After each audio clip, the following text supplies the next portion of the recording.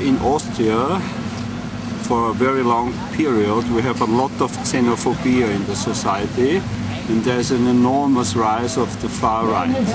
And I was really afraid that with the coming of the refugees, yes, this wave is going on, yes. But there was a certain turning point.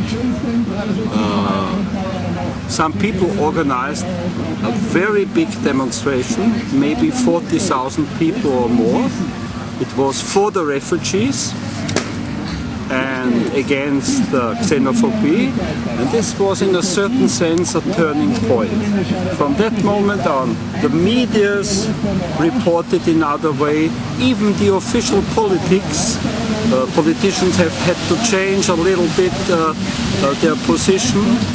Yesterday there was the football match between Austria and Moldavia, and the football players, they raised a banner in favor of the refugees. So I think there is to a certain extent a change. And there's a lot of solidarity from below. When you go to the Westbahnhof, masses of people are coming and bringing clothes, food and so on. It's really impressive, and I think this will go on. In a certain sense we can say that are the positive aspects, that Austria is a Christian society. It's not the official Christianity, it's just a feeling of the people we have to help. Of course, many left people are integrated in the work, in the concrete work for the refugees, also in a political sense. And our proposal as left people, as members of the European Social Forum or members of Prague Spring too, is that the left should act together, not only in a caritative way, but also in a political way. Not only in Austria, but on international scale. For the refugee question is at the present moment one of the most important themes in Europe. Thank you. Do you have any figure about the refugees now passing through? In the last days, more than 10,000, maybe 15,000 people came from Hungary and went. Nearly everybody of them went directly to Germany. Very few ask asylum here in Austria? Very few, yeah, very few. Today I read in the newspaper 20 or 50 people. The vast majority is passing through Austria and is going, for above all, to Munich. Yeah. Thank you, Hermann. Yes, please. Well, I analyze the situation in the European context, and there it helps, as sad as the story is in itself, and as chaotic it might be, but it helped for a political clarification, not only of different currents, but also of different governments. For instance, now it's become clear, I just come back from Helsinki, where all European Peace Congress took place, and there it was said one and another time that the bad guy is really Orban, and Orban, he has rejection not only of our movement but also of the governments in the meantime, because he went too far with his tricks to block and then to make a pressure and use it in a very nasty way against Germany, and so this is the current which not even Le Pen and the far right dares to pronounce in this way. So we have a clear position in general terms of the far right. Of course, we always had a clear positioning of the left, but the interesting thing is that now let's say the people who are not very political, through their solidarity, spirit of solidarity, and what Hermann just said, this Christian spirit, are moving to pronounce themselves. I think, with regard to the future, we have to stress much more than it has been in the past the reason why refugees are coming.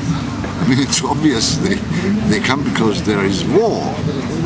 But why is this war? And these wars, if we talk about Ukraine, about Syria, about Afghanistan, they are a consequence of either US policies of George Bush or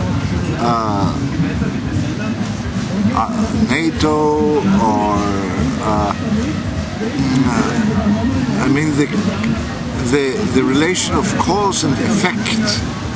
This is, I feel, our task, to make that clearer and clearer, so that it is not only the question of poor people running around and looking for food, but it is the reason why they run around, which should, with all the weight of a protest, really be pinpointed, and those who are responsible for these wars should be indicted.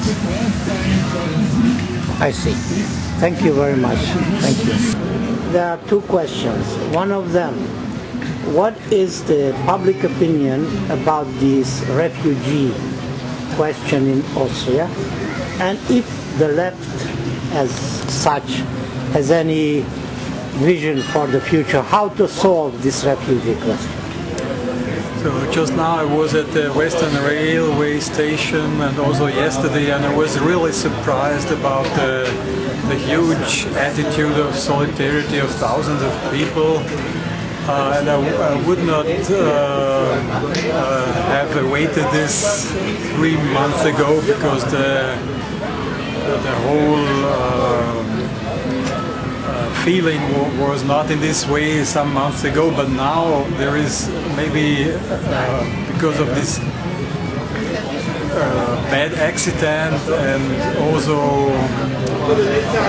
one thing is that the public television station now has a firm stand on these issues, and I think this is a important thing, that the feelings and attitudes have changed within the broad majority. Today also a very bad, the biggest newspaper, it's Kronenzeitung, it's a really bad newspaper. They had a positive report on all these, and also positive comments. I'm quite surprised, but I'm very sure that this will change again within some days or weeks, if the movement of dedicated people will not remain. But I'm quite optimistic about the development. So, because broad sections of the population now are in a positive mood. So, but problem is this, this right-wing party, and the next elections, what will be then. But so just now it's a very good development of all these things in Austria. Okay. Yes, about the long-term solution, I think the most important thing is that we have north-south change of distribution, and a big program for compensation towards the Mediterranean. So I think no single measures will end these problems. So only a big program should be implemented. I hope that the European Union will have strength to this, and I think the development in France and Great Britain is a good sign in one step, but I think it will be quite a long thing and there will be backlashes. So, but now at least I think we, for many years, not to say decades, we worked for this development like now, so now I'm happy about so to say I criticize the Austrian government and also Austrian people, but now I'm somehow proud to say, and I hope it will remain. Okay. Thank you very much. Thanks.